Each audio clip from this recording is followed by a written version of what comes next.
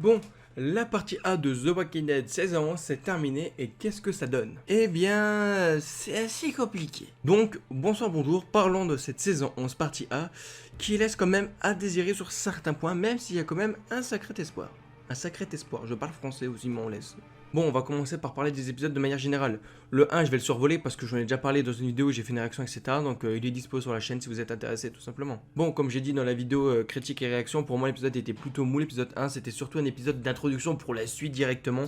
Mais ce n'était clairement pas un épisode de niveau pour un début de saison, tout simplement. L'épisode 2 de la saison 11 était plutôt cool, par contre il était quand même pas mal rythmé, etc. Je l'ai quand même beaucoup apprécié, malgré quand même pas mal de petites imperfections, pas mal de petites conneries niveau de cohérence, parce qu'il y a certains points, tu te dis, frérot, à quel moment ça fait des années que l'apocalypse est arrivé, ça fait des années que tu te démerdes à tuer des zombies, à quel moment tu ne sais pas tuer quand même une poignée de zombies sans tirer?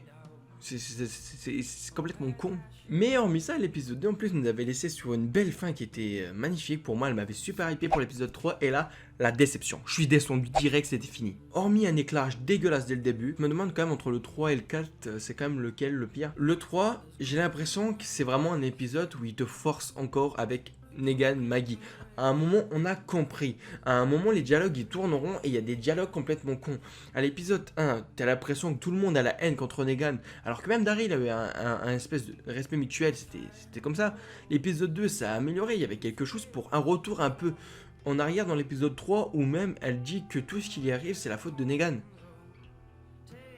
What? En plus, il laisse l'autre con là, dans l'église là. C'est le seul truc qui est bien dans l'épisode en soi. Mais du coup, l'épisode 3, je l'ai vraiment pas apprécié. Pour moi, il avait rien à foutre là. On était en pleine attaque des Reapers.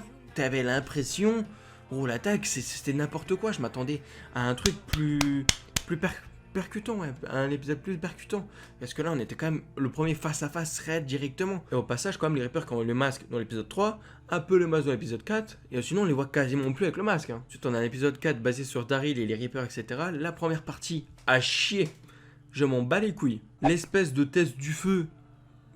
Ok, si vous voulez, ouais, à l'occurrence. Mais la deuxième partie sur les pourquoi les Reapers, etc.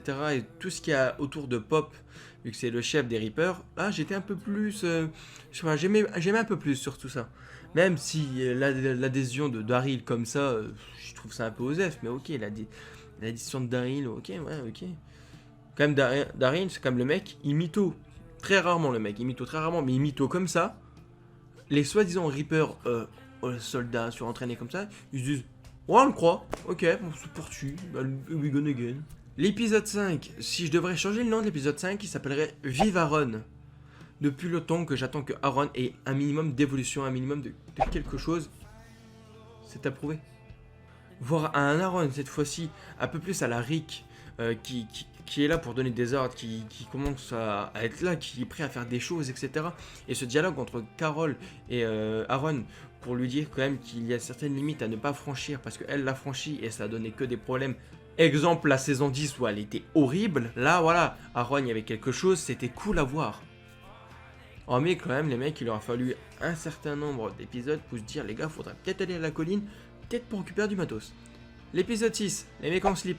Qu'est-ce que ça branle dans l'univers? Pas compris le délire. On passe de zombies à Georges de la jungle. Ok. Bon, en mieux que la maison des horreurs, j'ai vraiment aimé l'ambiance. Je trouvais ça plutôt sympathique, etc. Et j'ai bien aimé. Franchement, j'ai adhéré. Je peux me permettre, j'ai adhéré à la maison des horreurs en termes d'ambiance. En termes de mecs de slip, bon bah un peu les couilles. Frérot, les mecs en slip, une Carole ou un Daryl, ils te bouffent ça au petit déjeuner. Tu veux quoi? L'épisode 7 qui est pour moi le meilleur. Tout simplement, il est le meilleur. La relation Negan-Maggie, là il y a quelque chose. J'aime beaucoup la relation Negan-Maggie. On voit en plus Negan entraîner Maggie à la technique du chuchoteur. Ça c'est beau. Après je comprends pas, c'est qu'il entraîne pas Gabriel, etc. Parce que c'est pas des experts chuchoteurs. Negan a fait partie des chuchoteurs, mais pas Gabriel ni rien. Donc pourquoi eux ne se sont pas entraînés et que Maggie? Et du côté d'Ariel, Léa, on voit que là il y a moyen de faire quelque chose. Il y a moyen de la mettre dans le camp. Elle n'est pas totalement d'accord avec Pop. Et aussi elle n'est pas prête à tuer tout le monde. Parce que quand même la technique des Reapers, c'est de se dire, on voit quelqu'un dans nos alentours, on le fume. Ok. Et on passe ensuite à l'épisode 8. Yes. De manière générale, ça se voit que c'est pas un mi-saison pour moi. Pour moi, je ne le reçois pas clairement comme un mi-saison. Parce que déjà, la mort de Pop est éclatée au sol. Elle est nulle. Pourrie. On termine l'arc des Reapers quand même sur une attaque de la base. Gros, il y a personne qui surveille quand même Daryl, qui est quand même nouveau, qui est un peu des soupçons depuis le début qu'il est arrivé. Le mec a quand même le temps d'aller chercher son arbalète, de tuer un des Reapers dans le plus grand des calmes, dans la zone de patrouille, et en plus de péter un petit cadenas sans que personne lui casse les couilles, et tout simplement pour que Gabriel et Maggie puissent passer tranquillement se balader dans la base. Oh, bon bah. Ok, en l'occurrence, hein.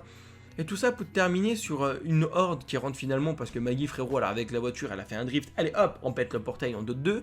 Et ensuite, t'as des flèches qui arrivent.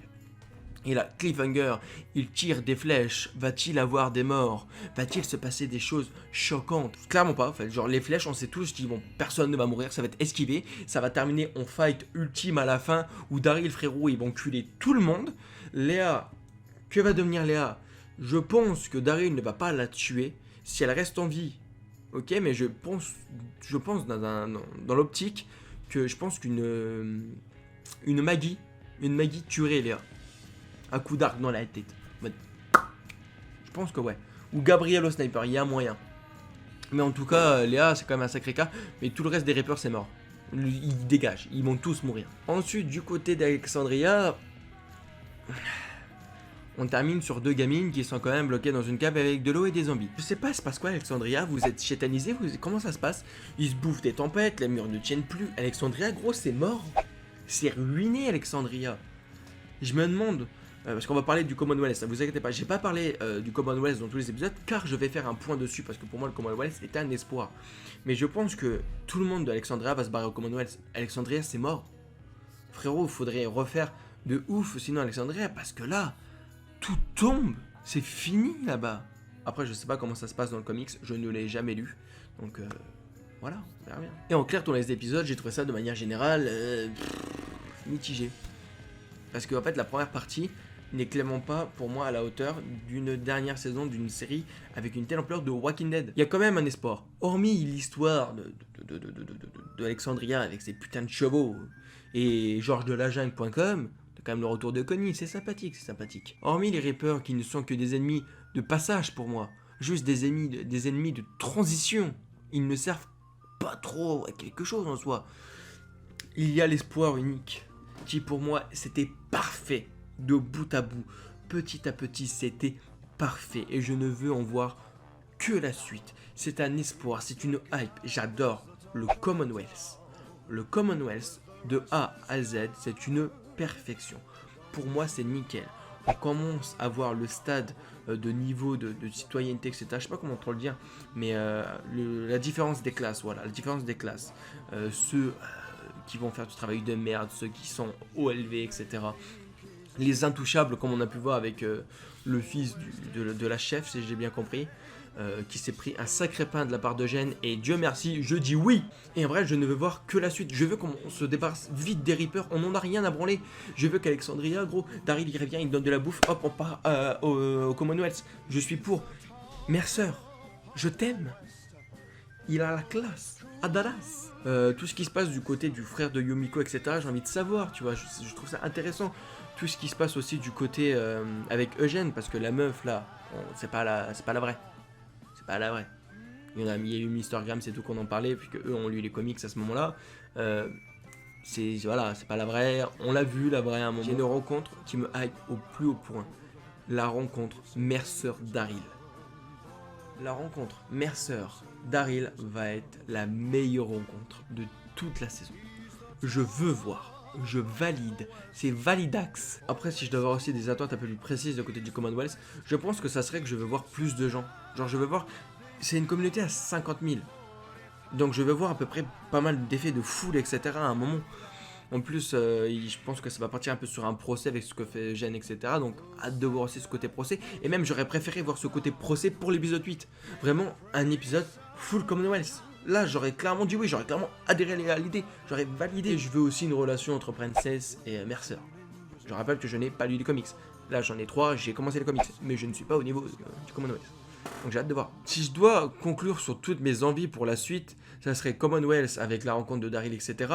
Judith aussi, ouais, tiens, Judith, j'ai oublié d'en parler de Judith. Je veux quelque chose sur Judith. Je veux qu'elle avance à la Carl. Sérieusement, déjà Carl il manque toujours, bordel, dans cette saison, dans cette série, pardon. Carl me manque toujours, et je veux un Carl. Je veux que Judith, quand on la voit, c'est Carl en soi. Je veux une élévation qu'à la Carl. Elle peut le faire, et l'actrice est bonne, elle peut le faire sans problème. Simplement. Moi je dis oui. Du coup, hâte de voir, quoi. Et je veux un Ron qui continue sur sa lancée. Un Ron continue sur sa lancée, c'est validax validé. Mais du coup, dans l'espace des commentaires, n'hésitez pas à me dire ce que vous avez pensé de cette première partie de saison de The Walking Dead. C'était Darren Officiel pour vous servir. À bientôt.